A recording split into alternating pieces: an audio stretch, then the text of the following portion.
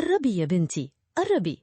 هاتي إيدك، خلينا نشوف الورق مخبيلك إيه في موضوع القلب ده اللي شاغل بالك.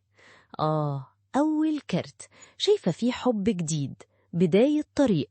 شايفة شخص دخل حياتك فجأة، كلامه حلو ونظرته بتخطف القلب.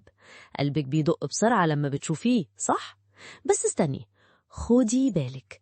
الكارت التاني ده بيحذر، بيوريني استعجال وتسرع، طريق بتجري فيه من غير ما تبصي قدامك، في ضباب، الصورة مش واضحة. لو كملتي في الطريق ده بنفس السرعة دي، نهايته وضع وندم. ما تصدقيش كل اللي بيتقال. لكن بصي هنا، الكارت التالت هو طريق النجاة بتاعك. ده كارت الناسك، بيقولك اهدي، خدي خطوة لورا، ما تديش قلبك ومشاعرك كلها مرة واحدة. راقبي من بعيد، سيب الأيام تكشفلك حقيقة الشخص ده. الصبر هو مفتاحك.